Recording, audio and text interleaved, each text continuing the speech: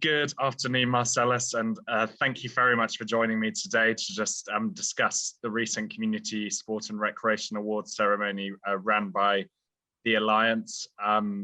As winner with Nottingham School of Boxing of the Resilience and Adversity Awards, I guess my first question to you is what winning the award has meant to you personally, but also to everyone at Nottingham School of Boxing. Yeah, winning the award, we're all absolutely delighted. I mean, me personally, I'm over the moon because this recognition for our team that's been going over and beyond and absolutely determined to support our communities through a difficult time when, everybody seemed a little bit confused. There was this adaptive challenge. We needed to improvise, we needed to adapt.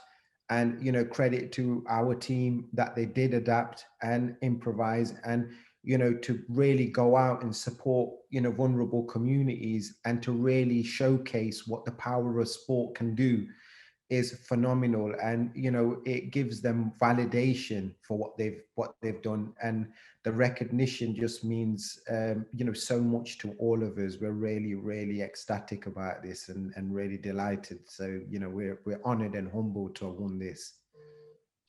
That's very kind of you to say. Thank you very much. And no, all the credit should go down quite simply to Nottingham School of Boxing for the work you've achieved. Of course, the Resilience and Adversity Award was put in place to highlight the clubs out there that have responded in the face of adversity as such with the COVID-19 pandemic. So the way you've managed to turn everything around so quickly and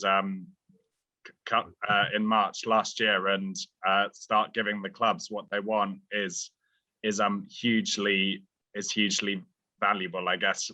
Looking ahead, I suppose, and of course, all our winners get national awareness and recognition, and also receive a £1,000 award prize. Do you have any plans as of yet as to what you plan to do with this? Yeah, absolutely. We're going to be using the money to give more young people from low socioeconomic groups that struggle to be able to afford to be able to come into a sporting environment, and we want to put that money towards giving them free access to join and participate in sport.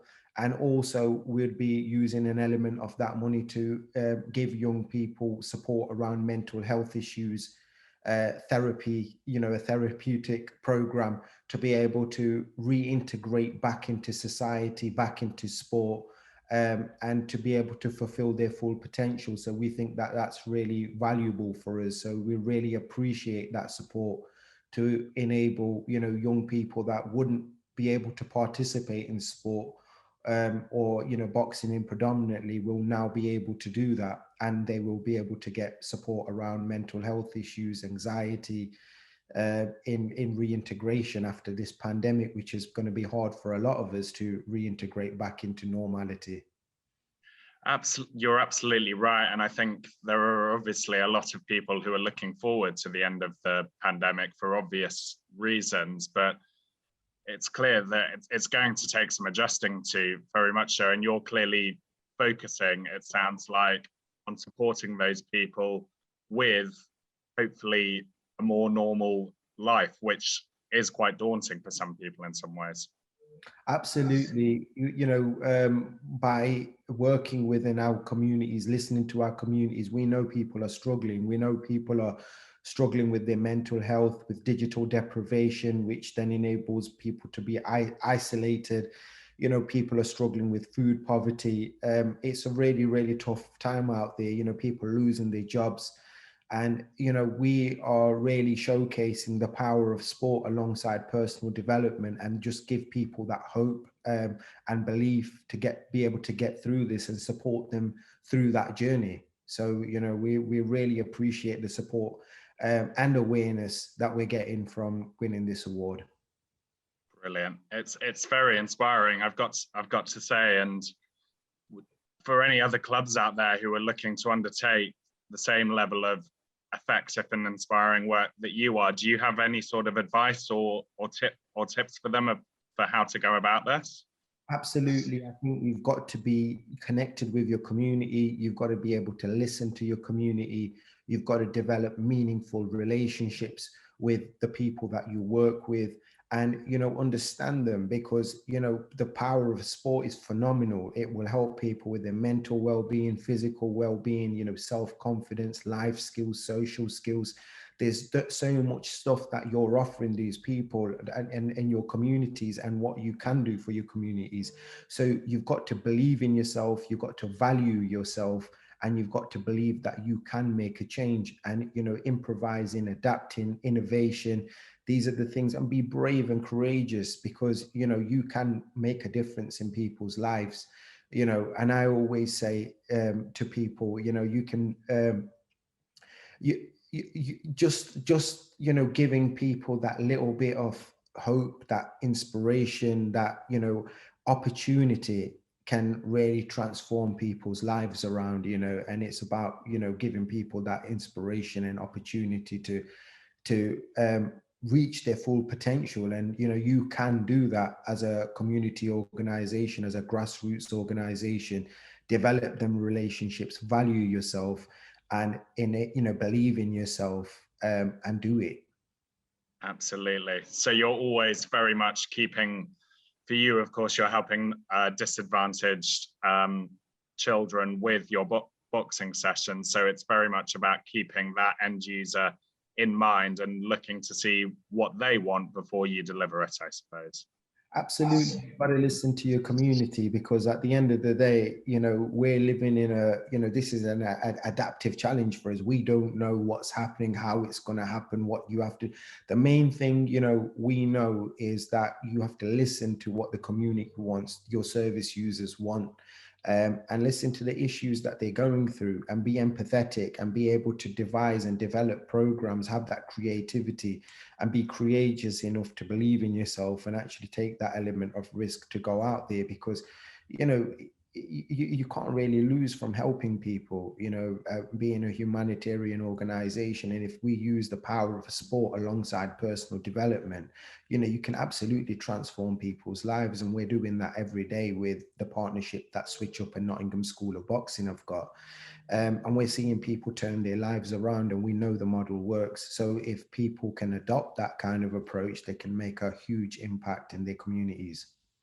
Absolutely. It's very easy to see that you're doing that with the Nottingham School of Boxing, and I don't doubt it for a second. I suppose my final question is just looking ahead to the 2022 Community Sport and Recreation Awards.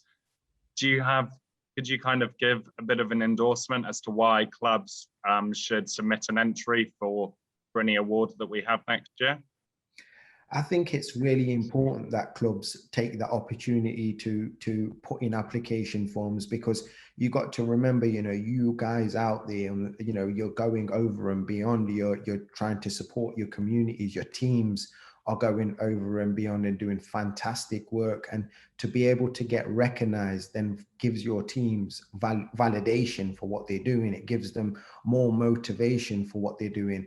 And you know, everybody needs that element of recognition when they're doing phenomenal work. You know, it just gives you that extra bit of, you know, you just go that extra mile. And I think it's really, you know, our team has been working over and beyond. Everybody's exhausted.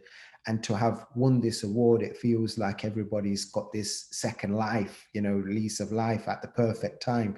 So, you know, we're absolutely ecstatic with winning it, and we wouldn't be here feeling this way if we hadn't put that application in. So it was the best thing we've done. So, you know, it's incredible. Thank you very much for that, honestly. And yeah, I couldn't agree more. And we have actually already started putting plans in place for our 2022 awards ceremony. But one thing we always make a point of doing is inviting our CSRA alumni and past winners along. Hopefully come March 2022, we'll be able to have the event in person. So it would be absolutely brilliant to see you as a finalist and winner for this year's ceremony there on the day. That would be absolutely amazing. It would be honored to be there. But yeah, I mean, we've been doing some great stuff, and we've had, you know, we've had we won a BBC Sports Unsung Hero Award, a national award, and awards from the Queen, we've had an award from LA, the mayor's office. So, having that kind of recognition, it opens doors for you. People start to listen to you and want to support you and help you. So that's another reason why people should actually apply, because, having that recognition, it opens doors that were probably closed to you in the past. Absolutely. No worries. Brilliant. Thank you very much. You take care of yourself, and I'll speak to you soon. Cheers, Bailey. No, thank you very much, Marcellus. Much appreciated. But yeah, I'll be in touch. Thanks. Bye-bye. Bye. Thank you. Bye-bye. Bye-bye.